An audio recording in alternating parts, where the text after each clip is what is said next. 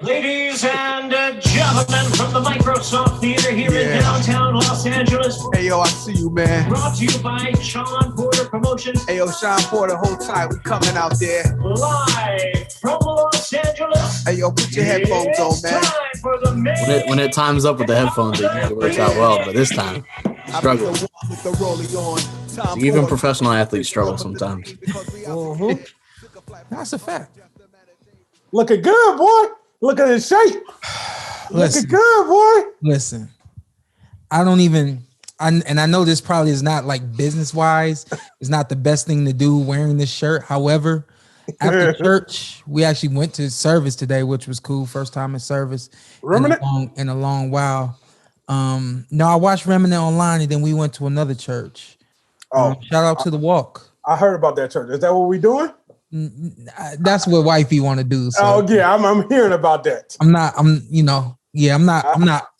it, but I'm not off of it. You know what I mean? You know, if I think for the sake of words, that's the one across street from my house, right? No, well, I think it's one down there too. Yeah, this one by the Target over there. But anyway, so you go to church? Yeah, I get, and she tell me why it's our first time going to this church, and we dressing alike. She went out and bought clothes last night. We dressing alike, and on top of that, she got us in yellow. Like we gonna stick out like a sore thumb. I just wanna be there and see if I like it. You know, I want everybody to know I'm there or whatever. But I get home and I need to change my clothes, and I just grabbed this real quick, right? So I threw it on, and when I turned my back from the mirror, I said, hold on a second. Well, okay. I look all right in this. I said, everybody been calling me out for my weight for weeks. I said, I'm going to throw this on and give them something else to talk about. Y'all don't know how much I weigh now. But can we ballpark? Can we guess? Ballpark it. If you within 2 pounds, I'll tell you whether you more or less. 162. More.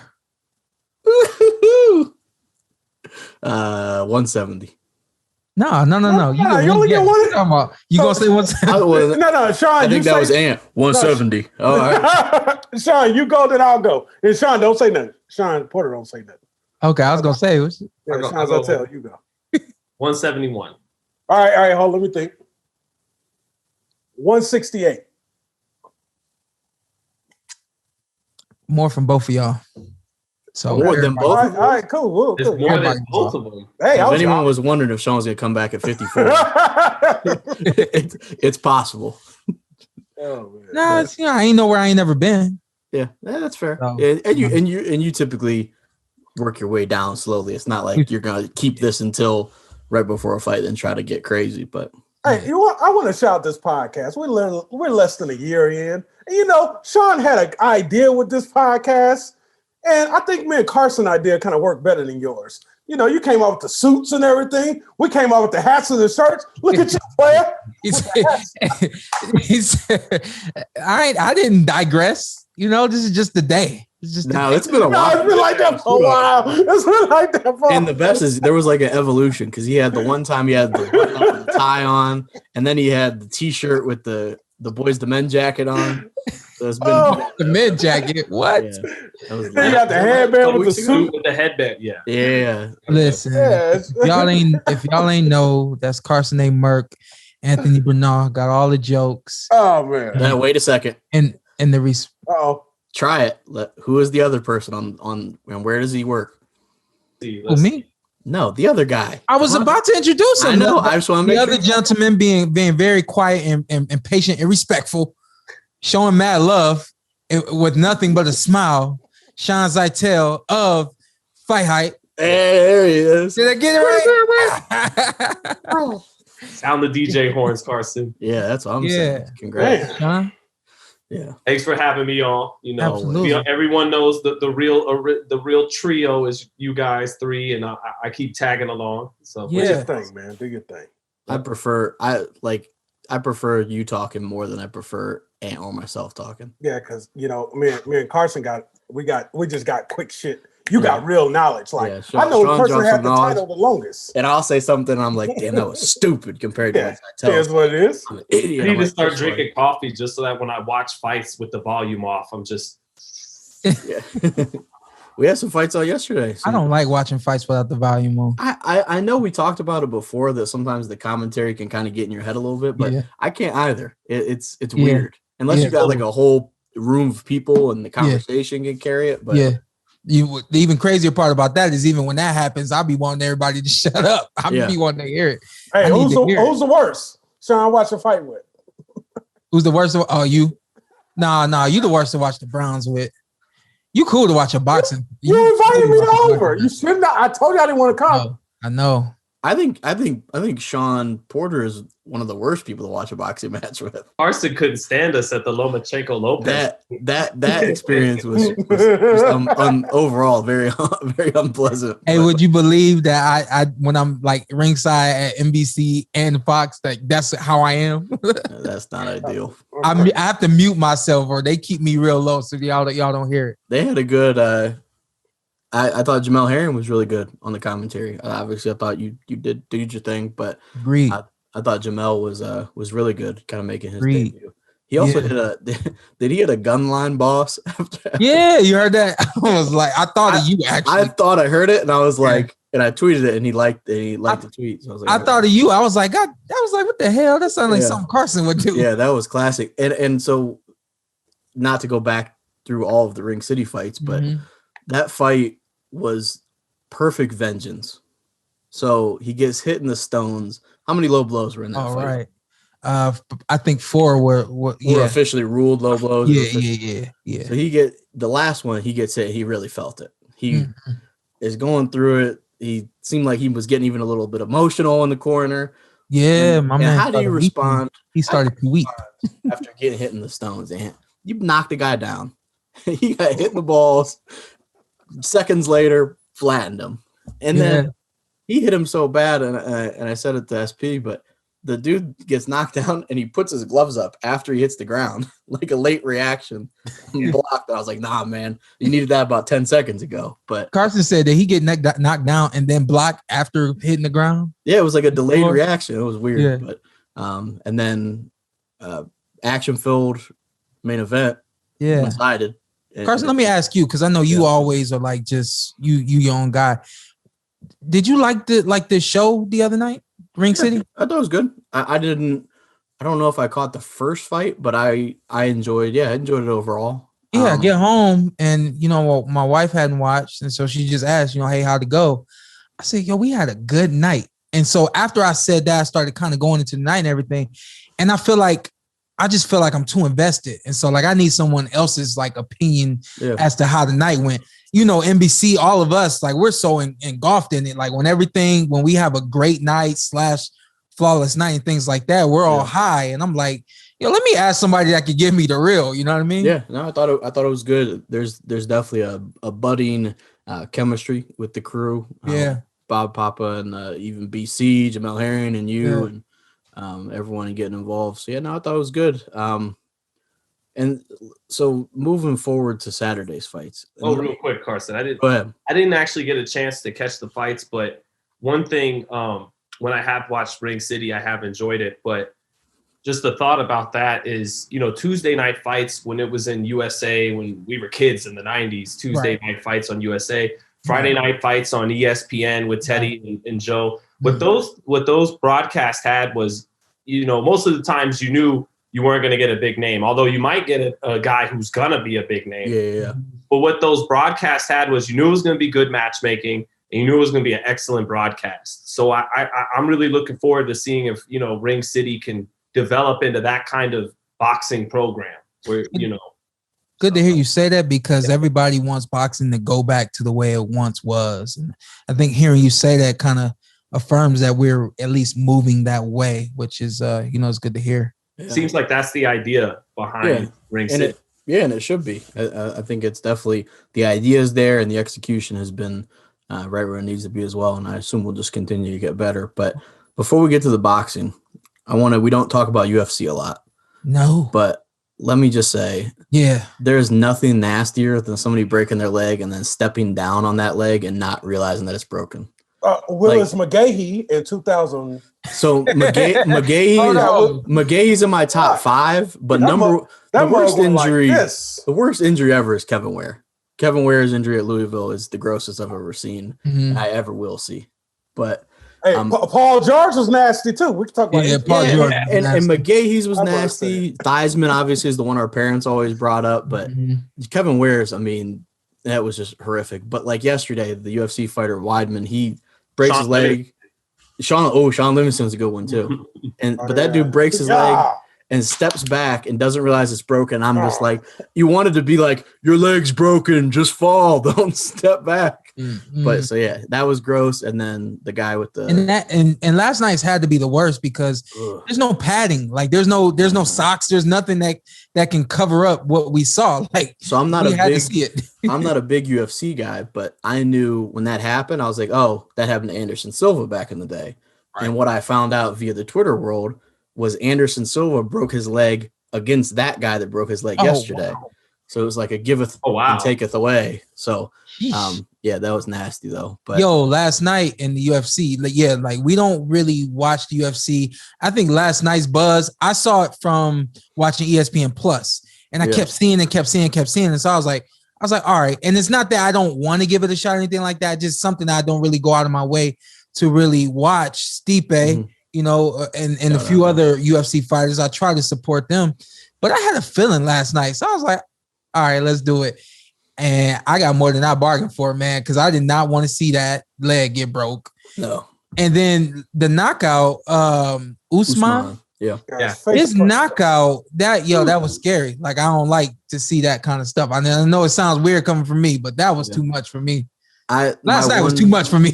My one criticism with UFC, and it sounds like you might be kind of in the same lane as me, the punching them after they're already out and on the ground is just I understand the referee has to get there, and sometimes there's these miraculous comebacks, but it's so unnecessary. Like he gets hit yesterday. He's clearly unconscious. Yeah. Hits the ground, and then the dude comes over and just hits these hammer fists. Yeah. I'm like, who is this for? Who is this for right now? It's not me. It's crazy because my lady said I'm a psycho. Because I'm like, hey, beat his ass till you die. She's like, come on, man. I'm like, you gotta show him you won. I feel like, Anthony, you're doing too much. Way too much. Hey, I'm like, hey, the ref, stop it. I'm not gonna stop it. What they say? Play through the whistle. Okay, he's playing. I feel like the asterisk next to that would be play to the whistle, or if your opponent is unconscious, then that also can substitute for that. But I know this is one separation in boxing and UFC, because I don't think the MMA mixed martial arts really has like the amateur type of program that we have. They're usually like looking at 4 to 5 amateur fights and who's going to sign me, how can I go pro? But fighting in the amateur system for so long, once you turn pro, the refs don't move the same way that they do in the amateur system. In the amateur system, it's break, and it's warning, and they're taking points immediately. You can't, so on and so forth. And so when you turn pro, you kind of move in that way until you realize, like, okay, this guy's clearly holding me, and you're not gonna come in here, so let me do what I got to do. Yeah. And then you just like, all right, boom. Then that's how the pros are. But you kind of gotta go through it a little bit before you really figure it out. Hendry, the Dominican fighter that my dad has, he's making his debut this week coming. Oh, nice. And we're sparring last week, and I caught him with a hip punch. And as soon as I hit him to the hip, he says, whoa, wait. Sean, don't put that out there. He said, wait, right? And he's like really like bothered. You know what I mean? And it's the same dude that be doing all this crazy stuff. Hey. All the fighters. I mean, like, yeah, all this kind of stuff. He be talking and all that while he's sparring. And I catch him with a hip shot. You over there trying to teach him a lesson. Exactly. So he's like, whoa. And so I smiled and laughed at him and kind of went like this. And then we got back sparring. Long story short, when we got out the ring, I told him, I said, grab my translator. I said, Henry, that punch is legal in professional boxing. I said, you just have to wait until the referee is on the opposite end, and then you can throw that punch. But as long as the referee doesn't see it, it's legal. Once the referee sees it, don't do it anymore. And so he basically thumbed up. He's like, all right, I got it. You gotta learn that process as when you go to the pros. But in the UFC, I guarantee you, if it was boxing and we knock somebody down like that, we're gonna stand and wait on the ref, because that's like what we're used to. Yeah. These guys knock you down and they Savage. come running at you. Do like a damn somersault. Hey, you're right, Sean. They be like, you want some more? Hey, And Sean, like- you ever been Oh, in sorry. Sean, you ever been in a fight where you just beating the hell out of a guy? You're looking at the ref like, stop it. Like, I think Roy Jones did this in a fight one time. Yeah. But you just like, come on, man, stop this. You ever been in a fight like Only that? in the amateurs, not in the pros. Okay. In the amateurs, it was like, hey, what are we gonna do here? You know. Yeah. And the crazy thing is, when I was in the amateur, we had the 20-point system. So either the referee stops the fight, or if you're winning by 20 points or more, they end the fight. And so I've had plenty of fights where it was like, this fight should be getting stopped. And then it's like, all right, they stop it because of the 20 points. But you just do not see it happen that way in the UFC. And it really bothers me. Furthermore, and then I'm sure we'll be able to move forward. Somebody argued with me one day that UFC and mixed martial arts is safer than boxing. And I said, how is it safer for somebody to get knocked down and get pounded on and then the fight is stopped? I mean, like, that's clearly not safe. I don't know what the logic even could be. His logic was that a fighter, a boxer can sustain a concussion early in the fight, third round, fourth round, but because he's professional enough and good enough, he can, make it through the course of 12 rounds. Now he's fought 9 rounds with a concussion. So they're saying the length of a professional fight opposed to the length of a UFC fight, and the concussion that's sustained, you may be potentially fighting with it longer than in a UFC fight. And I said, that actually sounds. I get what you're coming from. I said, but I'm still not getting in the octagon. I'm not going about to even test that one. But you remember Maxim Dadashev? He never even touched the canvas and died that night. So that kind of speaks to his point. But yeah. Like Ant was saying, these guys are savages that do that. There is that savage, animalistic thing about UFC that, to us, it's like, I never watched UFC, but to an MMA fans, they might be listening to this going like, yeah, that's exactly what we're talking about. Yeah. It stimulates a real no-hold-bar fight more so than boxing does, which, whatever. But Yeah, they're different. I think he felt himself take a shot at boxing. No, he's right on the you know what? money. I don't do that. I'm boxing. I don't watch UFC MMA. Yeah, but their point would be, what you're saying is why we like it more. And hey, and if y'all get annoyed watching a boxing match with me, I promise you do not want to watch a UFC fight with me. I promise you don't, because I yell so loud, I be scaring my sons. Babies be crying for no reason. My security system go off. What the hell? It's bad. It's bad. He got money. He got money. No doubt. You got the Scream security system. But I got something. So last night on Top Rank on ESPN, as Shawn politely mentioned, we had the streak. Edgar Berlanga. Streak is over. Yeah. it was beautiful while it lasted. He said it was beautiful while it lasted. I'm glad it almost let me go back. So he wins the fight, goes the distance, puts the guy down a few times. Looks 3 times. Yeah, looks good. Dominant performance. Yeah, great performance. I'm glad the streak is over, just because I think it had him pigeonholed as like kind of there was this one thing about him. Like it was like the knockout streak. The only thing I could think of yesterday that reminded me of was Linsanity, where Jeremy Lin's having these great games. Yeah. And it became this huge thing. Hey, Carson, did that annoy you much as it annoyed me? Linsanity? Yes. To an extent. I was like, I will go lock this kid up. Well, then the Heat snuffed that out. I love Linsanity. That was this guy. I'm like, what's he about for? The Knicks game. So don't say nothing about Linsanity. Meanwhile, I was confused as hell. I was like, "What is this Linsanity?" but to me, where is he? like Jeremy Lin he had a great early run, but I was like, don't you're putting too much on it. It became this huge phenomenon, kind of like Tebow to an extent too. Oh, that's another one. This Carson. huge thing. Don't start on Tebow. But so with this Berlanga thing, that was all it was. Oh, is the streak going to continue? Is he ready for Canelo? I'm like, dude, like I get it. He has these knockouts, but like he's a great prospect. He's still young. He like we said, dropped the guy multiple times, got the win, but I thought it was a little much for me personally. Now he can actually develop. Now, And not just focus on getting a knockout in the first 3 minutes. First round, He can yeah. actually work on things. Yeah. well, Yeah. what do you think about him as a fighter, SP?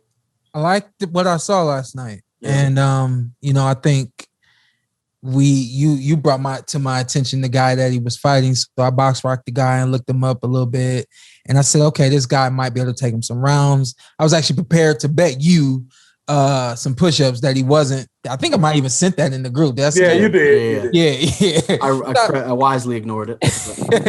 Because the fight started, I was like, no, it's gonna continue tonight. I was hyped up for him in that type of streak. It's kind of one of those once in a lifetime type of things. And so he was there. So I'm like, go get it. You know what I mean? And I actually was hoping that he would get it. Of course, the other hand is, if he does not get it and he's able to go around, he's going to be able to show people that he's more than just a knockout artist. And so that's what I saw last night. I saw him being patient. I saw him thinking. I saw him.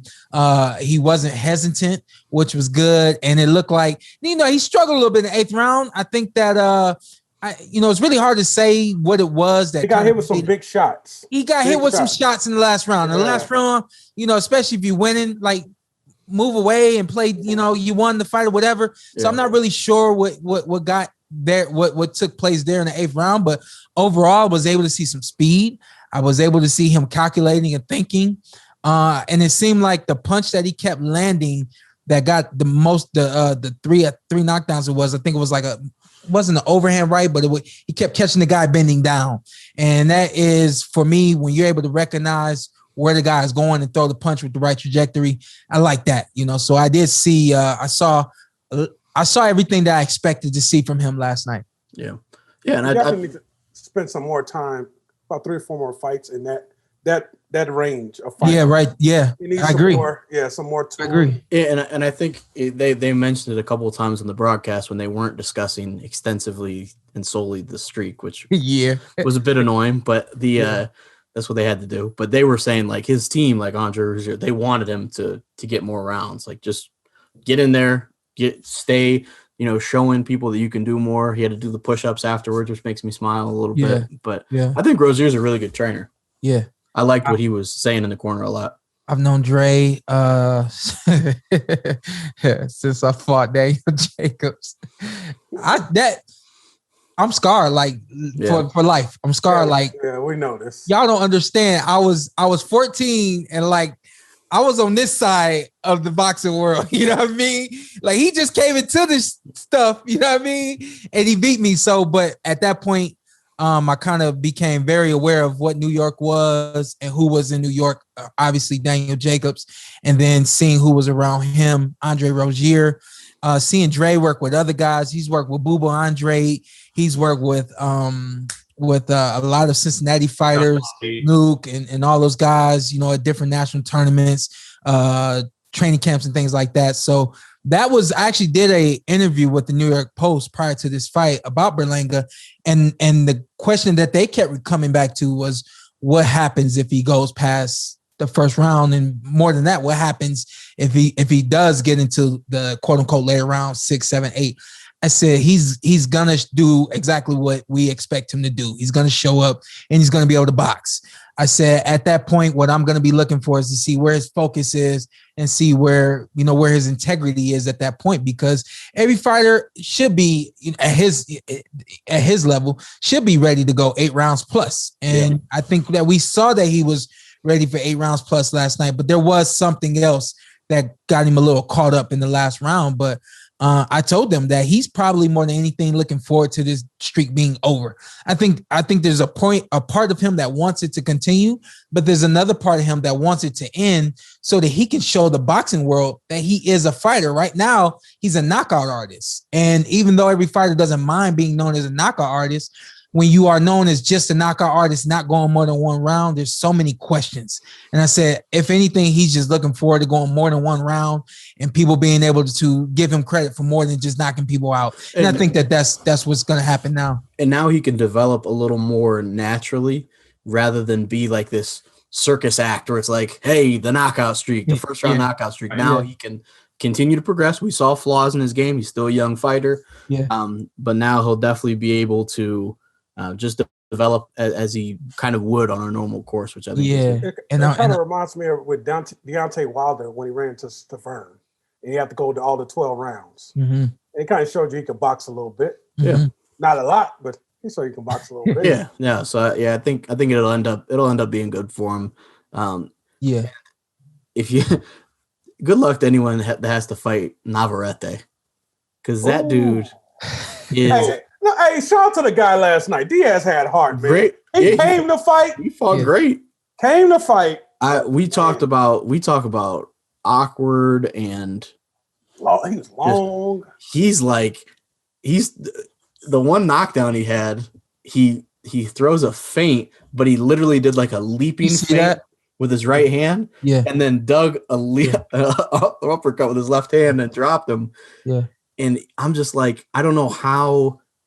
Because sparring, and Shawn, kind of, you can elaborate on how sparring goes, but you want somebody not that's going to imitate the fighter, but that's going to pose some similarities in their style. Mm-hmm. How do you have somebody prepared like that? Yeah. That's going to throw those leading uppercuts and he like moves real weird. He kind of feints with his whole body. He is a hell of a fighter. And he reminded me of my brother last night. Anybody who has ever seen my brother fight, my brother is 6 foot tall, long, fast.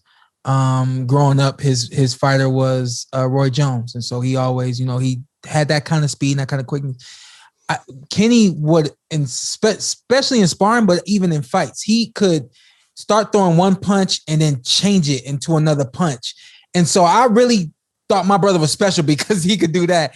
And I've never say never, but I don't think I've seen any other fighter other than my brother start throwing one punch and then change it into a completely different punch. And now you got your guy all out of position, reaching for one punch, and another punch is coming. So when I saw that last night, first thing that clicked in my head was my brother. And I was like, of course, all right, that dude's special, but for the first knockout was the hook, right?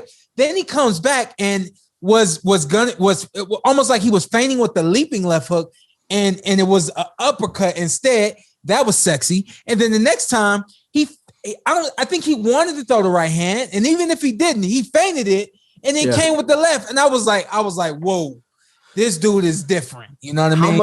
How much do you think, going back to that where you can change the punches, how much is that him reacting in the ring, and how much is that preparation? I think most of it is him reacting. I think the preparation is him knowing that that's something that he can do. Mm-hmm. I think preparation and like the feint with the right hand and then coming with the left, I think that was preparation. I don't think that's really muscle memory and him reacting. I think that one was on purpose. But I know when he went to go with the leaping left hook and then said, no, let's go with the uppercut instead, that was muscle memory right there. And I just thought that one was sexy. Yeah. He is. He's a problem at 126. Yeah, a humongous problem at 126. I would love, to play matchmaker. I would love to see him fight Leo Santa Cruz at 126. Oh wow! Because even though Leo, had a belt at 130, he really said he might be more comfortable fighting at 26. Great fight. That's a really good fight. That's a great fight. I think now where Leo's at in his career, I think Navarrete has too much for him. And I think his power might be a little much for him, but Navarrete looks very strong. That is going to be a fight that's going to be all action. And I hate to tell on him, but I do know that he loses quite a bit of weight to get to 26, and he does it in some way that he can come back to the ring very strong, and it's kind of scary. Snitch. He's also right, Shawn, though, isn't he a super relaxed fighter and a loose fighter? Isn't that part of why his punches come out that way? Like Diaz fought as great a fight, one of the best fights I've ever seen, most spirited fights I've ever seen from a guy who on the cards got blown out. Yeah. Or stopped, he fought a great fight. But I could be wrong, but I think that Navarrete's length and think 72-inch wingspan is what he has at 126. I think that gives him the flexibility that he doesn't have with being an athlete. Excuse me. I think he makes up for it with his length and his reach and knowing how to use it. Look to me last night. I know a lot of Mexican fighters, they want to get up on their guys and really rough them up and break them down and kind of beat them down. And I think that while he wants to do that, I think that he finds success from the outside coming in. And I find that very impressive as well. I just don't know how the timing, because boxing is obviously such importance on timing. Yeah. And just trying to time him and the weird punches he throws and his movements are weird. I feel like that would be difficult. The one match that was mentioned and kind of been mentioned before would be him versus Shakur Stevenson. I thought about that. Was the one I thought about. Yeah. How do you like that one going down? Then after that, I got one for you. I like that fight. I like him against anybody at 126. I think it a little fairer for him, if that's even a word. Yeah. At 130, I think the fights are a little more fair for him and whoever he's in the ring with at 130, especially the champions at 130. But I think as long as he's at 126, nobody's going to beat him. What do you think about your mystery guy, Gary Russell Jr.? Oh man. That was another one I actually saw mentioned yesterday. I think that'll be a good speed kills. Speed kills. Think he gets him? Gary gets him? Yeah, and Gary is really smart in the ring. Speed kills.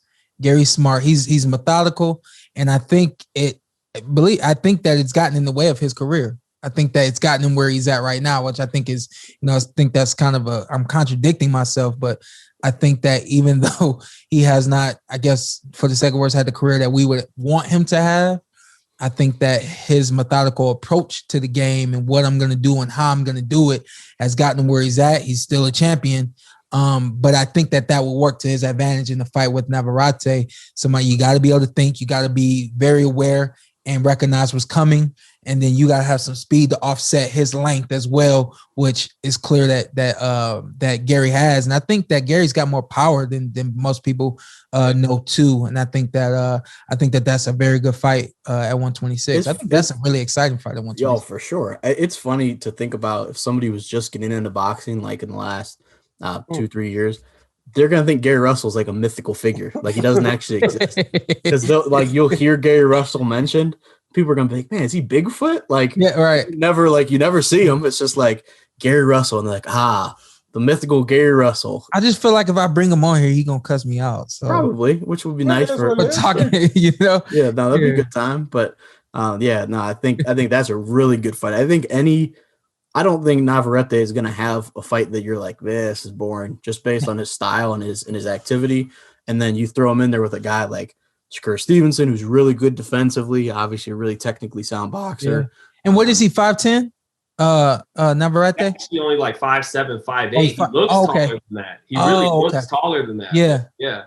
Yeah, he can really throw, and I just it's so funny just watching him because I'm like, you just don't see a lot of what he was doing, and it's cool to you get to see different variations. His length could propose a problem for Shakur's counter punching ability. Yeah, Shakur is one of the best counter punchers I've ever seen. I think I feel like I've been using that word ever and never, but I got a feeling that he's one of the best that I've ever seen. Shakur in terms of counter punching, and he's got a rhythm with his counter punching, and I got a feeling that Navarrete could offset that rhythm, length and timing, and at least for some time. That would be an interesting fight. I think that would be a huge win for Shakur, in my opinion. Yeah. Actually, that's a huge win if you get that win. Yeah.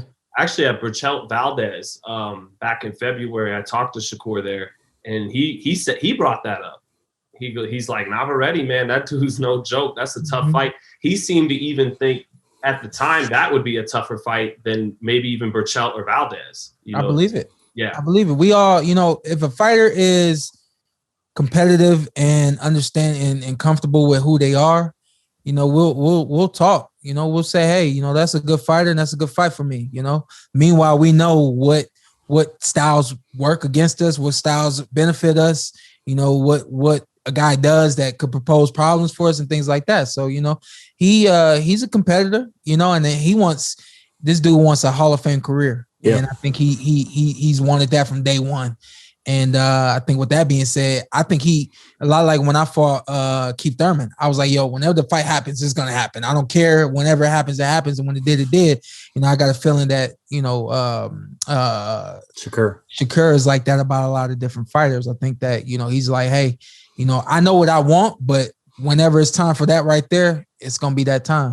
That's like Ant says, dare to be great. I think Shakur from obviously a very young age, I think he's like, hey, when these big fights happen, whether it's my choosing or their choosing, yeah, I'm going to go in there and rock it out. But the very thin, last thing for me, at least, the very thin line with daring to be great is something that I heard for a long time and I didn't really understand it. I understand it now. And you guys just take it for what it is, but no fighter, once you get to that great fight, you just don't leave the ring the same. Or there's a chance that you don't leave the ring the same. And it's said, you know, even by doctors that we leave a piece of us in the ring every time we go out there, no matter who it is. Evander Holyfield more than most. But go ahead. Did they find it on the camera? I hope not. I don't know. I feel like somebody just kicked it out of the way. What happened? They took some skin. Yeah, they took some skin off of his knee, off of his leg. I regret making the joke. Go ahead. Hey, you might have to edit this out. I thought you were about to say it took some skin off his penis and put on his ear. But let it go. Listen, man. So, but in saying that, I just think that there's a fine line in daring to be great because you may run up against that fight that you may win, but it may, it's potential that it could aid you. That's one word we use it, potential that, you leave a piece of you in the ring, so it's just a small line we play with, we all want to see it, but at what cost, so that's why when we look at the business of boxing, that's why we never see the biggest fights made until boom, or sometimes until it's too late, but it's because everybody's trying to protect, and not get that fighter injured or hurt or anything like that, so. Hey Shawn, did Floyd just fool us? Like all his last 10 to 20 fights, we felt like it was a big event. It really wasn't shit. Did he just fool us? He's a mastermind at this, man. Because for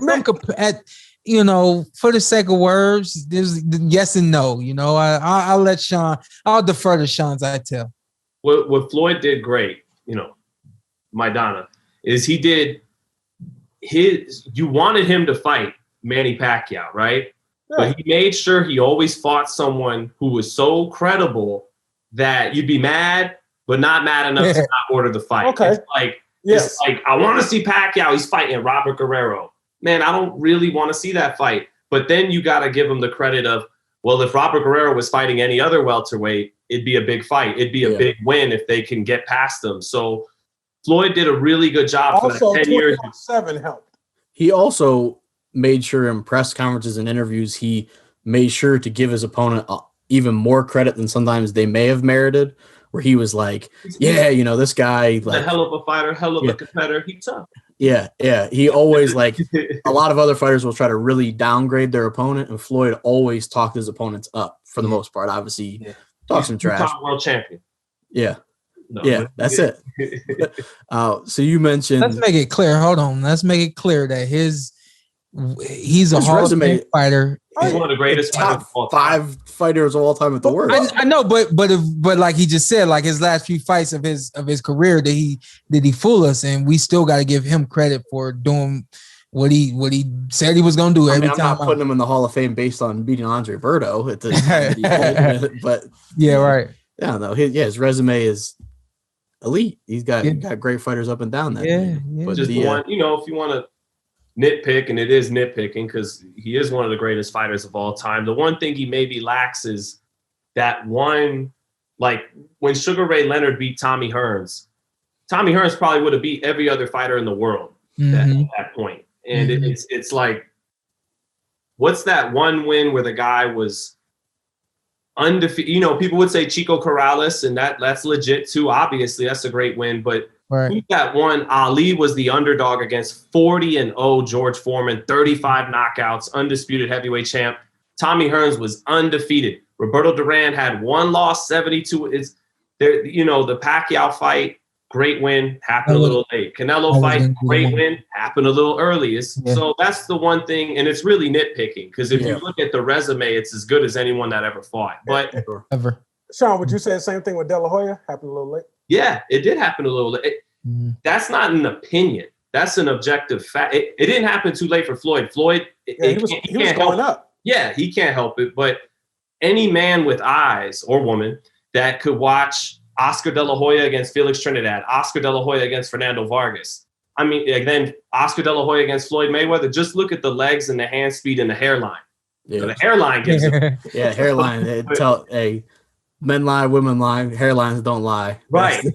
But Oscar still had something in the tank. Yeah. It wasn't like he fought a shot Oscar. For sure.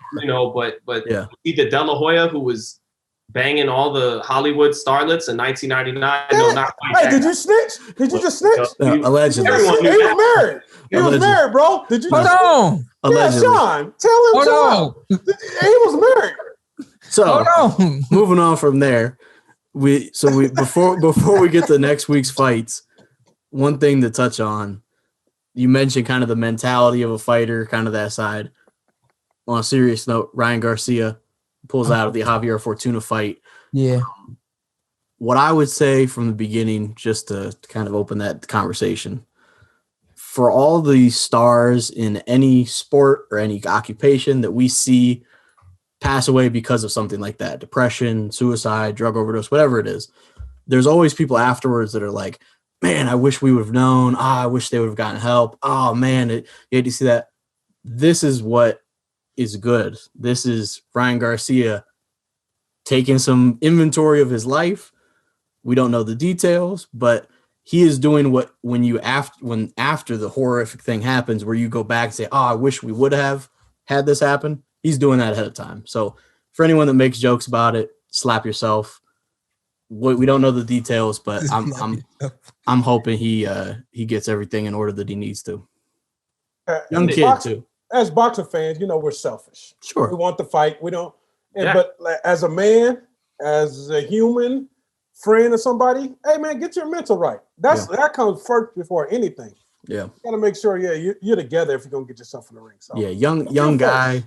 Yeah. Hoping he gets everything squared away. But yeah, for anyone that would make a shitty joke about that or downplay it, then I don't want to see you ever say anything about anything bad happen to anyone and say, oh man, gone too soon. Oh, we wish we would have known. I wish they would have done something. Wish they would ask for help, because that's what this is. But I just want to say this for Ryan. Yeah.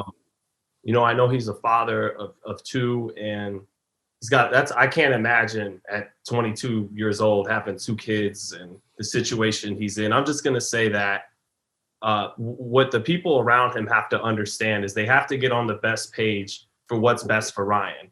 Because what's going to be best for Ryan is going to what's be best for his family and the people around him, So I can only kind of guess and assume maybe some of the problems around him, but that's all. Is if people are pulling him this way or they're upset with him about this or that, they got to remember that, you got to let this kid do what's best for him and his health, because he's the breadwinner, from the people in his circle to the family. This is the guy who's going to take care of everybody. So, and a human being, even above beyond that. Right. Of course, always that. But I'm saying, even beyond that is, just remember, this is the guy who's risking his life in the ring to take care of not only himself, but a lot of people around him. So everyone's got to get on the same page for Ryan and kind of just, make sure that he's all right. What do you think, SP, from a fighter side?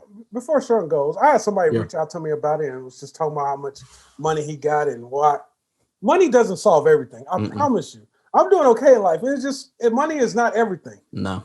I know people with nothing and the most happiest people in the world, and people that got everything and mentally destroyed. Yeah. Just because you got money don't mean you got everything. I promise you. It's just different. I mean, my hat says more money, more problems. Perfect time to wear that. I mean, it's just one of those things where it might not be the same problems that you had when you were broke, but it's different problems, and there's different mental capacity issues and everything like that. But from a fighter side, SP, how difficult is that just to kind of be on the fast track? And obviously he's kind of getting everything quicker than you got it as far as belts and the platform he's on and everything with that. Yeah. Excuse me. I'm just trying to find the information for this foundation that I'm dealing with right now called Giving Hour. I'll try to get the most. We'll put it on the. Right, it'll be on the screen, and I know we'll do that too. Let me answer your question, then I'll just speak briefly about that. So here's the thing: we're human, and I think that in our line of work and a lot of other athletes, entertainers, so on and so forth, there's a lot expected of us. It's almost like we're expected to have one face all the time.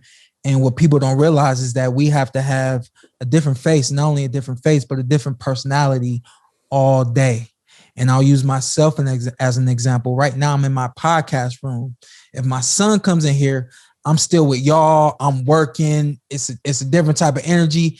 When he comes in here, immediately I have to watch my mouth.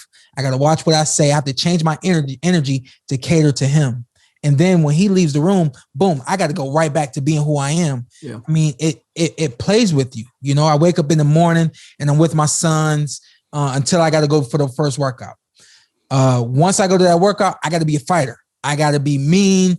I got to be an athlete. I got to be up and having fun or whatever the case may be with my training partners and so on and so forth. And then when I come home, I got to turn off all that competitive juice real quick to get with my wife. If she's got a diaper that needs to be changed or, something that needs to be put away, so on and so forth. We have all these different hats that we have to wear, all these different energies and personalities that we have to manage all day, every day. And my feeling is that he's been pulled in a few different directions and he's kind of lost track of exactly what he wants and or maybe what he wants has been pulled away from him. And so he's like, hold on a second. This is not what I expected. This is not the way it's supposed to be going. What I say to him is thank you for stopping it now, because the worst could happen, which is we all blow up. The worst could happen is we keep our mouth shut until it's too late. The worst could happen is we never get help. And then everybody's looking at us saying, why, what, when, and we have none of the answers. And so he's starting to get these answers and this help immediately, which is great. I'm not going to speculate. I'm not going to question. I'm not going to ask. I told y'all from the GO when that fight was announced that I thought that might be a hard fight for him. And I'm glad that he understands that, hey, this is going to be a hard fight for me if I don't get things together. People always want to know what the percentage is. Is boxing more mental or is it more physical? I can't really give the percentage to what is physical and what is mental. But what I can tell y'all is that for a majority of fighters, it's mental. We all have the God-given ability. We've all been training for X amount of years to do all that. All this stuff is muscle memory at this point. The only way you get the muscles to work is by getting this in shape. And for him, he's got to get this in shape and get it right. That way he can go back to the ring and be everything we want him to be. And even that itself, when you have such high expectations and you feel it, you're like, oh, wait a minute, this is too much, So everybody's different. And I'm glad that he's seeking this help and getting it now, opposed to when it could be too late after a fight, right before a fight, or further down the line, when he happens to be injured or anything like that. So yeah. I'm happy to hear that about him. And I even saw something where people were like, oh, why don't people feel the same about Adrian Broner? I feel the exact same about Adrian Broner. Yep. If you're dealing with something and your mental is off, take care of it. I have anybody. And the thing is, he attacked the problem. Yeah. As it pertains to AB has never said he has a problem. AB has never come out and said anything. He's had some like aggressive social media posts for sure. Where it's and people are like, kind of seems like a call for help, which anyone around AB, get him help. AB, but much different from this situation. Much different from this situation where Ryan Garcia has removed himself from the situation where AB is kind of dealing with it as it comes. But the only thing we can do is say, hey man, I support you. Hey man, I'm glad that you're getting help. Hey man, let me know if you need anything. If someone doesn't pursue it first, and then after the fight, they're saying, well, this was going on in camp. everybody's going to say that was an excuse and say, oh, well, I had to do this and I wasn't able to prepare the way I wanted to. Everybody's going to look at it as an excuse. Yeah. So anybody who's speculating anything like that, be grateful that you don't have a man who's willing to give you an excuse after a fight. Yeah. And so, if anything, we have to acknowledge him for that. For sure. Yeah. Everyone should be sending him love, sending AB love, sending anybody love that's dealing with anything physically or mentally. And be on the lookout real quick, and be on the lookout for this webinar that I got going on. I'm involved with the foundation called Give an Hour. They deal with mental health issues, specifically towards Army veterans. That's what their focal point is, but they do offer assistance to practically anyone out there. Everything is free for the veterans, and they help, I think, somewhere upwards to 300,000 veterans free every year. So we are going to do a webinar. They're going to bring on myself and another WNBA Coleslaw, I believe, professional athlete, and we're just going to talk about mental health. I think it's more relevant now than ever, but I think that now we are starting to understand that there's more there's more that goes into our daily lives than just the physical things we do, or the emotional aspect of a family, things like that. Athletes are starting to realize we got to look out for ourselves too, opposed to just feeding money to handle situations and so on and so forth. So you guys be looking out for that. I think it's the second week of May. It'll be a webinar and it'll be a Friday. We'll get the information put up and we'll start promoting it more on my social media as well. And to any man that's still in the I'm too macho to have feelings, go back to what I said about slapping yourself, because feel free to slap yourself at that point too. But and man, look out for your friends, man. Like, absolutely. Control your mental. Put that first. Yeah. Shawn knows. You guys know me. I'm probably I pull off. I'm tough, happiest guys ever. And then Shawn reached out to me and be like, "Hey, come on, man." I went to Ant's house crying one time. I was I don't know how long I was at Ant's house, like 2 or 3 hours. And then I swear to God, I got in the car. I was like, why you do that? Like, because, it's hard to be vulnerable, but once you are vulnerable, you'll understand and notice from experience. Once you are vulnerable, you'll realize that it was the best thing you could have ever done in that moment. Yeah. Sometimes, you just need that, man, from your friends. 100%. Have somebody you can go to, man. Let's let them know. You can come talk to me.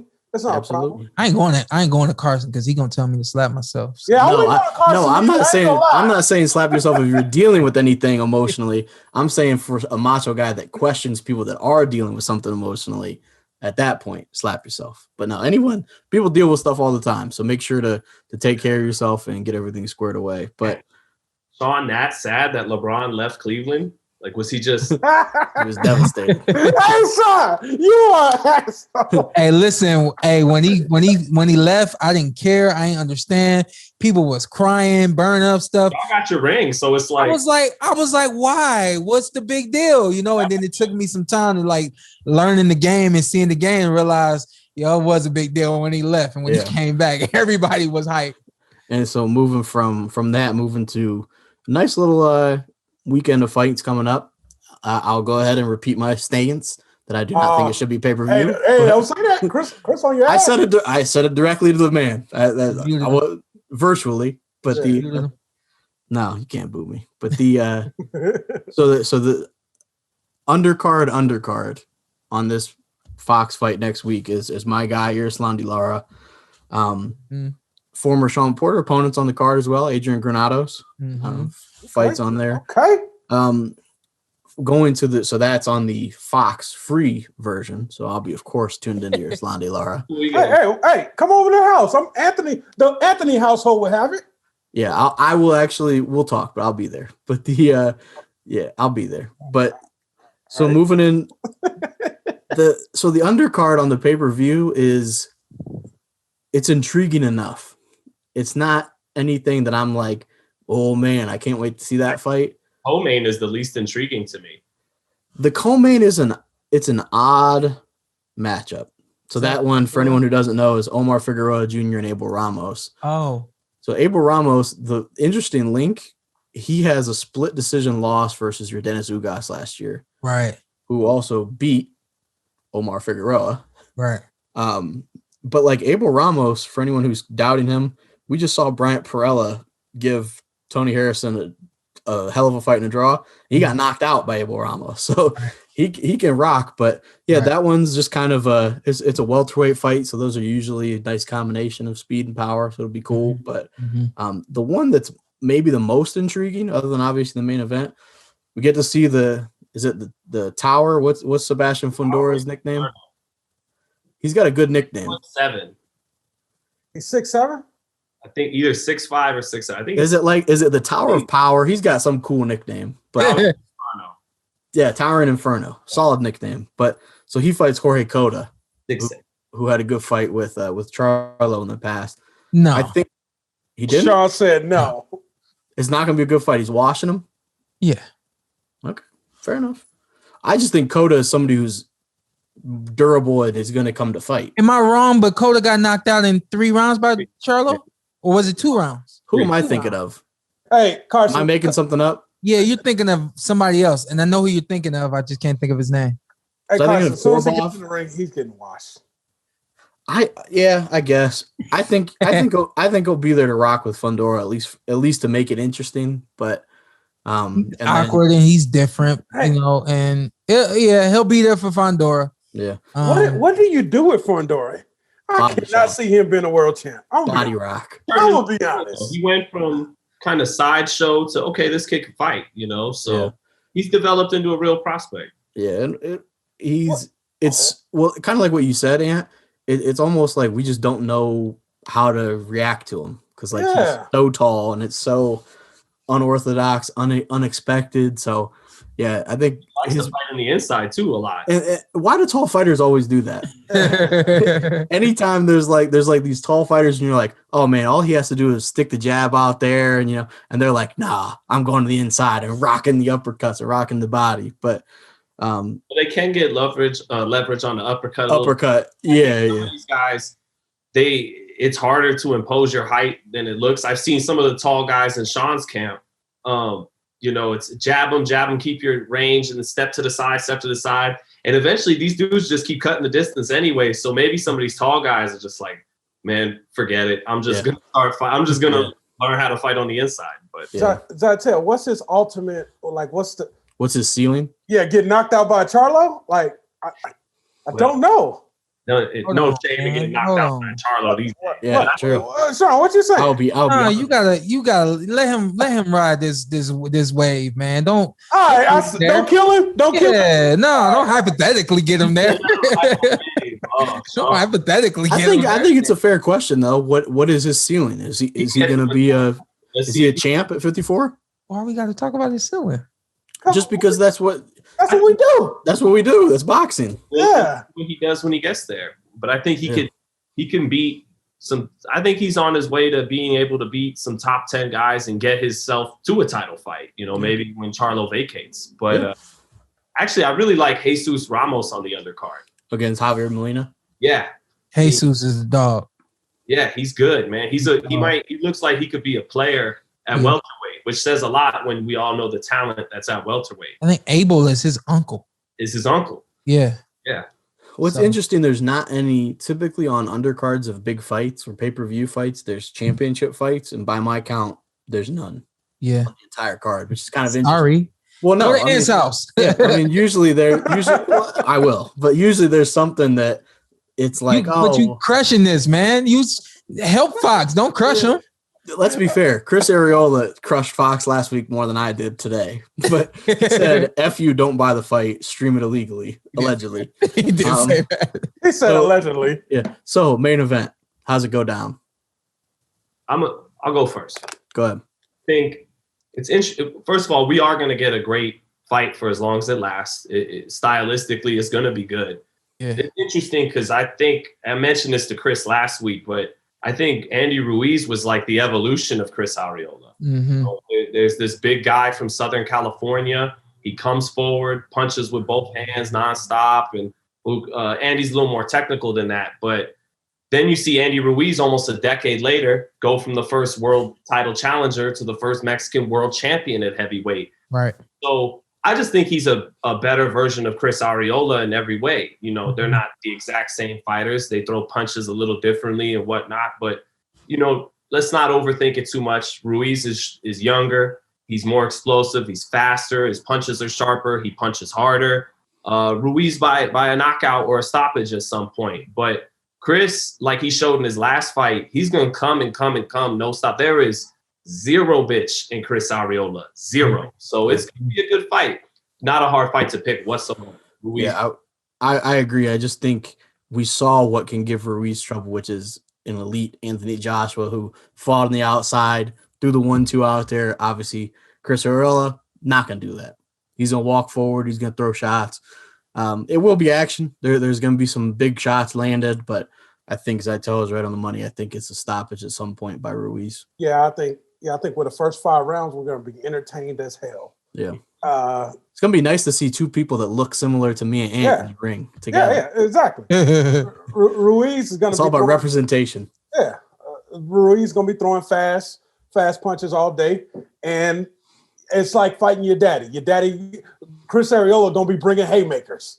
He's going to take some shots, and I think he might get caught with something 8th or 9th round. He said he's going to make you fight your daddy. Yeah, because you know your daddy be bringing some haymakers. Well, like Zittel said, and like Anthony said, Chris isn't going to just rush you real quick. Yeah, that's how he's going to try to get you on the ground. They come, hey, they not there to tangle with you all night. They trying to get you out of there. I think Chris, he's not like, you're going to have to knock him out. Like, it's not going to be one where he's like, the ref's got to some shots. Yeah, or the ref's got to stop it. Like, he's not going to be like, oh, yeah, I think he just got my number and kind of maybe sandbagged a little bit. Like that's what some fighters do. I mean, you see it. You see fighters that get in a firefight or get in trouble and they're just bitch like, I'm good. Yeah, there's like, this just. And to their credit, you got to have some skill to know be in survival mode.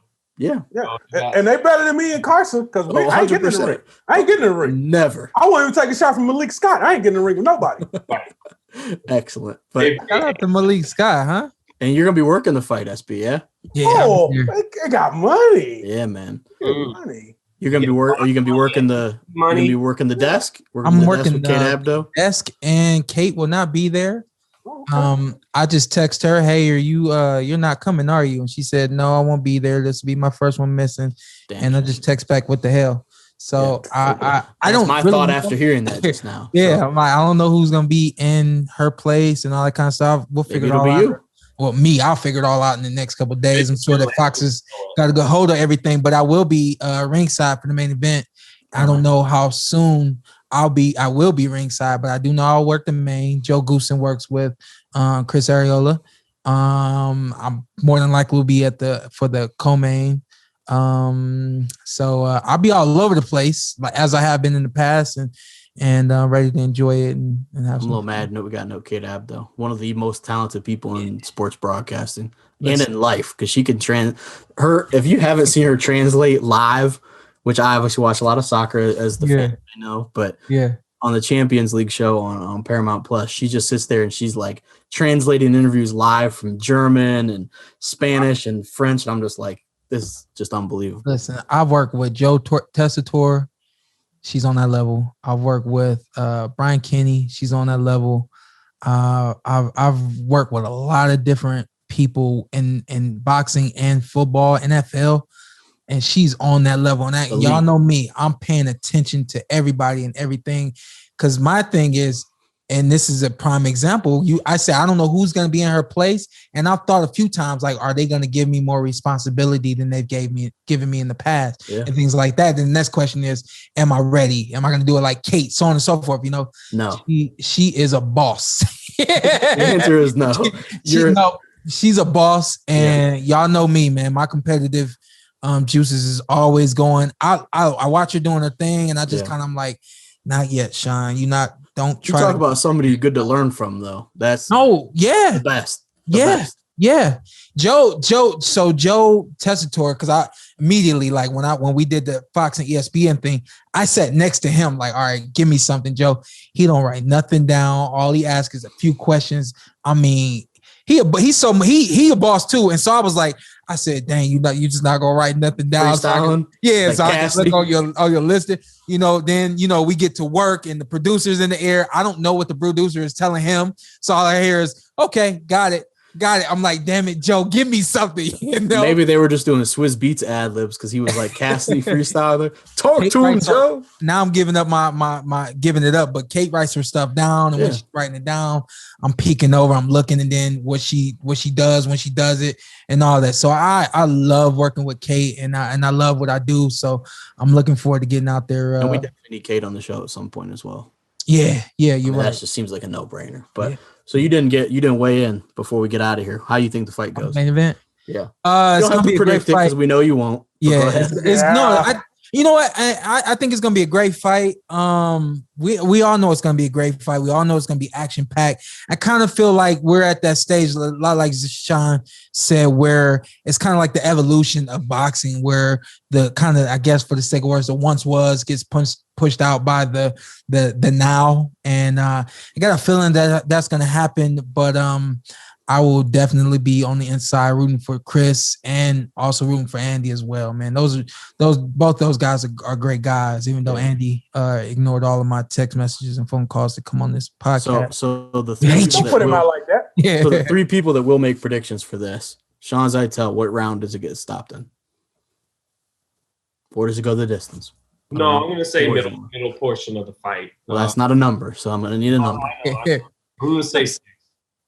6. Ant? I got 8th round, 2 minutes and 30 seconds. Give me the 4th round. Ooh. 4th round gets him out of there. I'm saying referee stops the fight. Too much blood coming from Chris Arreola. Nose? No round. TKO. Late. Oh, okay. Yeah, no, it like I've criticized it being pay-per-view. I stand by that. I will not waive. I will We're not about to get our waive. money's worth. But we're about to get a classic. 12 rounds of hell. I think it will be a fun fight, and I would be much more excited if it weren't pay-per-view, even though Ant will be paying for it. So hell yeah, pay-per-view. Everyone go buy the pay-per-view. No. I don't think I can have. We gonna have to re-record this segment or something, because you can't say that. I'm getting it. Say what? Man, we never had. I'm buying it. He's buying it. Ant's buying Yeah, it. I'm buying it. I'm going to Ant's house. American heavyweights at this level fight each other, man, and Mexican and Mexican American fans, they're up. They might purchase pay-per-view boxing as much as anybody. So I will be very curious to hear the numbers on this fight. That's all I will say. Who knows? Maybe they surprise us because again of those Mexican fans, man. We'll see. Maybe. I hope I'm wrong. And again, unlike Chris Arreola, I will tell everyone, please buy the fight. Do not stream it illegally. After you killed it all day. That's fine. Well, yeah, don't do as I say, not as I do. So I will be at Ant's house watching the fight for free, but I'll kick in some money for Ant because that's my guy. No, we good. Hey, Shawn, you coming? You got to invite. Oh yeah, Zittel. Yeah, I think I might. Come on, bring the kids. Come on, man. Let's go. I know, right? Right? Whole crew there, but yeah. Do we want to do one fan question or let it go? We at 107. You started playing the music. I feel like it's low enough. They can hear us. Yeah, we can ask one. So I'll see. Let's do one. We're outroing to the question. I like it. Yeah. A little remix. Let's do this. There is one from Twitter. I know somebody like, yo, why y'all always let him handle the question? Because I'm the question guy. I'm the question guy. I'm like JD. All right, so now everybody know you the question guy. Yeah, you get that question like JD Kiss. Why? I got yeah, exactly. So from Twitter, Lurk PG wants to know if there was a boxing super series at 147, which 8 fighters will be included. That's easy. Yeah, well, you say that now. Let's hear 8, mofo. We're looking at my 8 or like the realistic 8. What 8? He said if there were 8 fighters, who should be in it? Good Lord. And he said 8. Why not 6? I don't know. I like 8 too. It's a good number. Go ahead. Are we going with the big dogs? It's best 8 fighters at welterweight. Right. And then pull one down each time. That's what I plan to do. Shawn Porter. I'm messing up. Go ahead. Shawn Porter, Terrence Crawford, Errol Spence Jr., Keith Thurman, Manny Pacquiao, your Dennis Ugas, Danny Garcia. No, Boots Ennis. Let's put the last 2 in there. Boots. Let's go with Boots and let's go with Virgil. They're going to have to fight their way to a championship. So they're gonna be like the playing game. It's gonna be Boots versus Virgil to see who gets the 8 spot. Right. I like it. Do we want to do another one, or is that it? Nah, I like that one. That was cool. Let's come back at these people next week. Don't tell me you didn't enjoy what you saw, because I know you did. What you need to do now, hit that subscribe button, hit the like, hit that notification button. Check us out every week, every Tuesday, something new for you right here on the Porterweight Podcast.